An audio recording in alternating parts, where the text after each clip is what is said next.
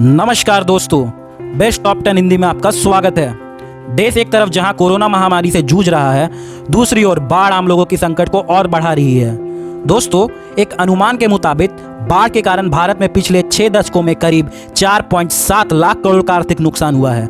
और आज हम बात करेंगे भारत के 10 नदियों के बारे में जो हर साल तबाही का कारण बनती है। तो दोस्तों, आगे बढ़ने से पहले इस चैनल को सब्सक्राइब करना ना भूलें। तो चलिए शुरू करते हैं।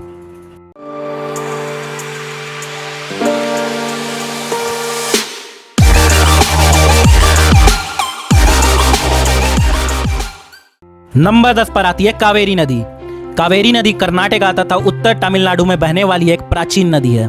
यह पश्चिम घाट के पर्वत ब्रह्मागिरी से निकलती है और इसकी लंबाई 800 किलोमीटर है।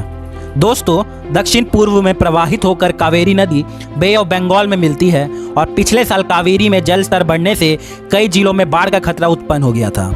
सिमसा, हिमावती और भवानी इसकी उपनदियां हैं। नंबर 9 पर आती है गंगा नदी। उत्तर भारत की जीवन रेखा कहे जाने वाली गंगा नदी का पानी अभी तो स्थिर है, लेकिन कई जगह बढ़ती जल स्तर चिंता बढ़ा रहा है। गंगा भारत की सबसे महत्वपूर्ण नदी है और यह भारत और बांग्लादेश में कुल मिलाकर 2525 किलोमीटर की दूरी तय करती है। उत्तराखंड में हिमालय से लेकर बंगाल की खाड़ी के सुंदरबन तक विशाल भूभाग को सींचती है। दोस्तों, वैसे तो गंगा का जल स्तर अभी स्थिर है, लेकिन लगातार बारिश से कभी भी इस नदी का पानी विकराल रूप ले सकता है। नंबर 8 पर आती है दामोदर।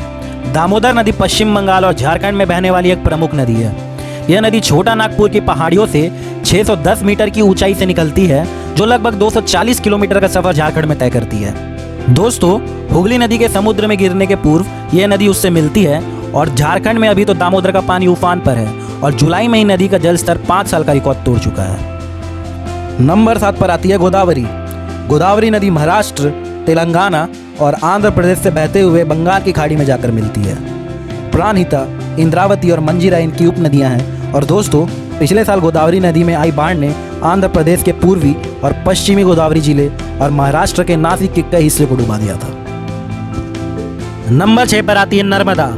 नर्मदा नदी का उफनता पानी मध्य प्रदेश और गुजरात के कई इलाकों में हर साल तबाही का कारण बनता है।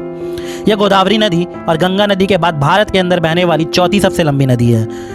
मध्य प्रदेश में इसके विशाल योगदान के कारण इसे मध्य प्रदेश की जीवन रेखा भी कहा जाता है और जून 2015 में आई मानसून ने गुजरात को पानी पानी कर दिया था।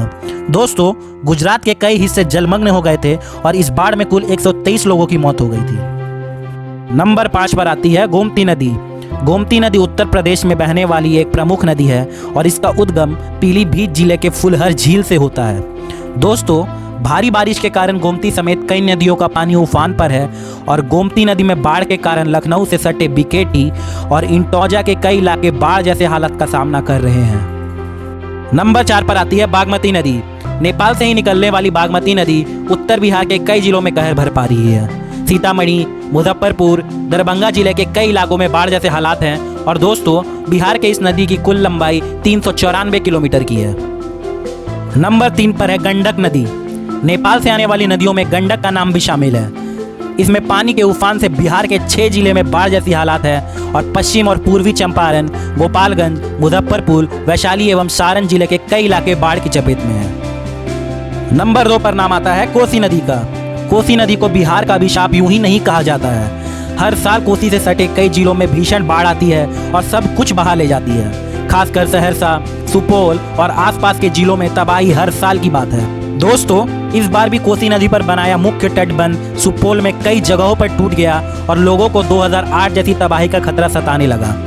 उस बाढ़ में 23 लाख लोग प्रभावित हुए थे और यह नदी नेपाल में हिमालय से निकलती है, जो पिछले 250 वर्षों में 120 किलोमीटर का विस्तार कर चुकी है। और नंबर 1 पर नाम आता है ब्रह्मपुत्र नदी का। चीन से निकलने वाली ब्रह्मपुत्र नदी दुनिया की 9वीं सबसे लंबी नदी है। असम ही नहीं, बल्कि ब्रह्मपुत्र का कहर अरुणाचल प्रदेश और बांग्लादेश के कई इलाकों में मचा हुआ है। दोस्तों, इस साल भी असम में ब्रह्मपुत्र का उफनता पानी कहर भर पा रहा है और असम के 33 में से 26 जिले बाढ़ की चपेट में हैं। 40 लाख से अधिक लोग प्रभावित हुए हैं और हजारों लोग 300 राहत कैंपों में शरण लिए हुए हैं। तो दोस्तों, ये थी हमारी टॉप 10 नदियाँ जो हर साल बाढ़ का कारण बनती है। दोस्तों, हमें कमेंट करके बताइए अगला वीडियो आप किस टॉपिक पर देखना चाहते हैं। और हाँ, यह वीडियो अच्छा लगा तो लाइक, शेयर और सब्सक्राइब करना ना भूलें। तो मिलते हैं अगले वीडियो पर, तब तक के लिए धन्यवाद।